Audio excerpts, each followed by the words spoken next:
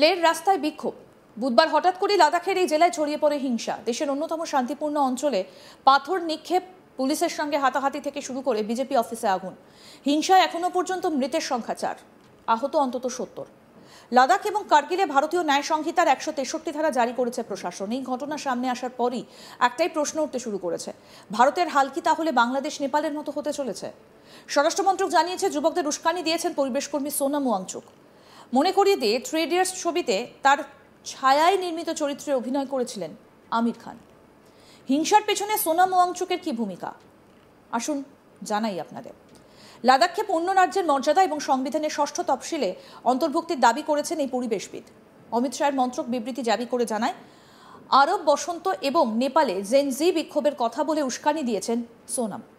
লাদাখের পরিস্থিতি নিয়ে নিরন্তর আলোচনা প্রক্রিয়া চলছে। সেই সঙ্গে লাদাখের দাবি দাবা এবং সাংবিধানিক অধিকারের প্রতি তারা প্রতিশ্রুতিবদ্ধ বলে মনে করিয়ে দিয়েছে স্বরাষ্ট্রমন্ত্রক। অমিত শাহের মন্ত্রক জানিয়েছে, 10ই সেপ্টেম্বর অনশন শুরু করেন সোনাম ওয়াংচুক। তার দাবিগুলো ইতিমধ্যেই উচ্চতর কমিটিতে বিবেচনাধীন। লাদাখের তপশিলি উপজাতি সংরক্ষণ 45% থেকে 84% করেছে সরকার। কাউন্সিলগুলোতে মহিলাদের জন্য 1/3 সংরক্ষণও দেওয়া হয়েছে। আনুষ্ঠানিক স্বীকৃতি দেওয়া হয়েছে ভোটি এবং পুর্গি ভাষাকে। 1800 পদে ইতিমধ্যেই নিয়োগও শুরু হয়েছে। এই ঘটনা প্রসঙ্গে পরিবেশকর্মী সোনাম ওয়াংচুক কি বলেছেন, আসুন শোনাই। लद्दाख के लिए और व्यक्तिगत मेरे लिए सबसे बड़े दुख का दिन है, क्योंकि जिस रास्ते पे हम 5 साल से चलते आए, शांति का रास्ता था, जिसमें हम खुद पे दर्द और दुख लेते थे।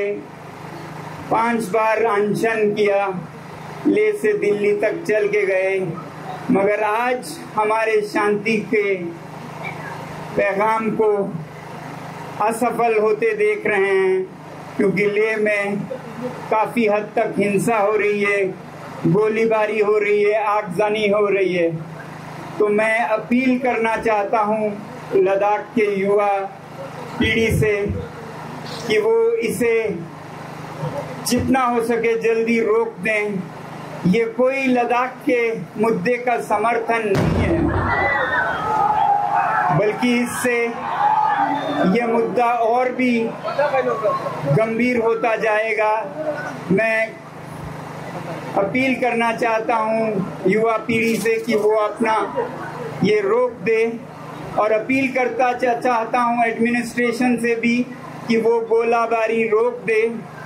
अगर हमारे युवा पीढ़ी को ये दर्द है, दुख है कि हम अनशन पे हैं, कल 2 लोग अस्पताल गए, अगले दिनों में क्या होगा, तो हम आज से अपना अनशन तोड़ रहे हैं, इसे रोक रहे हैं। और हम अब चाहते हैं कि एडमिनिस्ट्रेशन भी अपना ये दबाव रोक दे और युवा भी अपना ये हिंसा रोक दें। यही हमारी अपील है।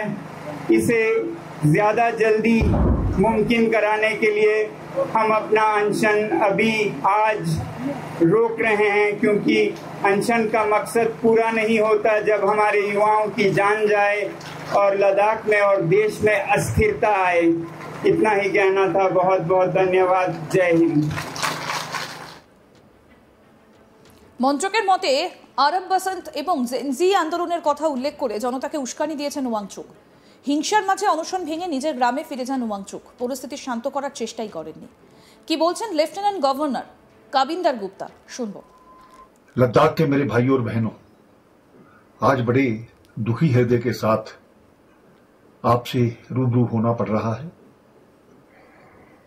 हम जानते हैं कि लोकतांत्रिक व्यवस्था में अपनी बात कहने का सभी को हक है और कहनी भी चाहिए, लेकिन कुछ दिनों से जिस प्रकार से हम जानते हैं लद्दाख में एक अनशन रखा गया, और हम चाहते हैं कि अनशन एक लोकतांत्रिक व्यवस्था का एक पार्ट है, लेकिन पिछले 1-2 दिनों से जिस प्रकार से लोगों को भड़काया जाना, नेपाल और बांग्लादेश के साथ उसकी तुलना करना, कुछ लोग हम आने वाले समय में आग लगा देंगे, ये कर देंगे, पॉलिटिकल पार्टीज के ऑफिस को करेंगे, लोगों के घरों में जाकर के उनको मारेंगे।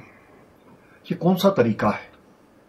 इस प्रकार के जो तरीके हैं, इसको हम लोकतंत्र की व्यवस्था के खिलाफ मानते हैं। हम जानते हैं पिछले दिनों से जो एक मांगों को लेकर के बात चल रही है, केंद्र सरकार द्वारा इसकी बात मानी गई और ये कहा गया कि बातचीत को दोबारा से शुरुआत की जाएगी। हमने तो कोई नाम तय नहीं किए, नाम आपने तय किए और ये भी तय हो गया कि इस दिन हम बात करेंगे, लेकिन उसके बावजूद वहां पर आकर के एक ग्रुप आता है, धरने में जाता है, धरने के बाद निकलता है और आकर के जगह जगह पर आग लग जाती है, पत्थरबाजी होती है। ये लद्दाख की परंपरा नहीं है।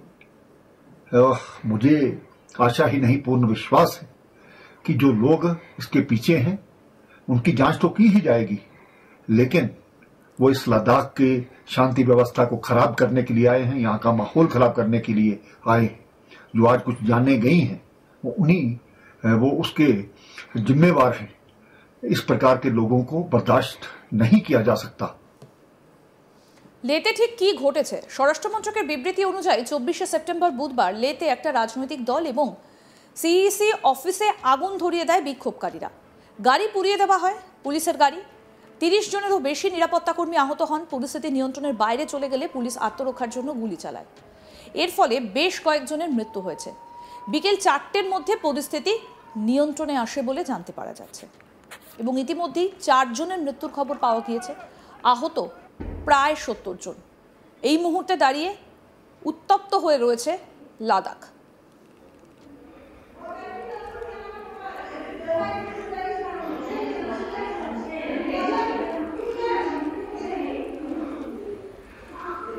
লের রাস্তায় বিক্ষোভ। বুধবার হঠাৎ করে লাদাখের এই জেলায় ছড়িয়ে পড়ে হিংসা। দেশের অন্যতম শান্তিপূর্ণ অঞ্চলে পাথর নিক্ষেপ, পুলিশের সঙ্গে হাতাহাতি থেকে শুরু করে বিজেপি অফিসে আগুন। হিংসায় এখনো পর্যন্ত মৃতের সংখ্যা 4, আহত 70। লাদাখ এবং কার্গিলে ভারতীয় ন্যায় সংহিতার 163 ধারা জারি করেছে প্রশাসন। এই ঘটনা সামনে আসার পর একটাই প্রশ্ন উঠতে শুরু করেছে, ভারতের হাল কি তাহলে বাংলাদেশ নেপালের মতো হতে চলেছে? স্বরাষ্ট্রমন্ত্রক জানিয়েছে, যুবকদের উস্কানি দিয়েছেন পরিবেশ কর্মী সোনাম ওয়াংচুক। মনে করিয়ে দিই, 3 ইডিয়টস ছবিতে তার ছায়ায় নির্মিত চরিত্রে অভিনয় করেছিলেন আমির খান। হিংসার পেছনে সোনাম ওয়াংচুকের কি ভূমিকা? লাদাখকে পূর্ণ রাজ্যের মর্যাদা এবং সংবিধানের 6ষ্ঠ তফসিলে অন্তর্ভুক্তির দাবি করছেন এই পরিবেশবিদ। অমিত শাহের মন্ত্রক বিবৃতি জারি করে জানালো, আরব বসন্ত এবং নেপালের জেনজি বিক্ষোভের কথা বলে উস্কানি দিয়েছেন সোনাম। লাদাখের পরিস্থিতি নিয়ে নিরন্তর আলোচনা প্রক্রিয়া চলছে। সেই সঙ্গে লাদাখের দাবি দাবা এবং সাংবিধানিক অধিকারের প্রতি তারা প্রতিশ্রুতিবদ্ধ বলে মনে করিয়ে দিয়েছে স্বরাষ্ট্রমন্ত্রক। আরও আপডেট পেতে দেখতে থাকুন আজ তাক বাংলা। সাবস্ক্রাইব করুন, নোটিফিকেশন পেতে বেল বাটন অপশন প্রেস করুন, হোয়াটসঅ্যাপেও ফলো করুন আজ তাক বাংলা।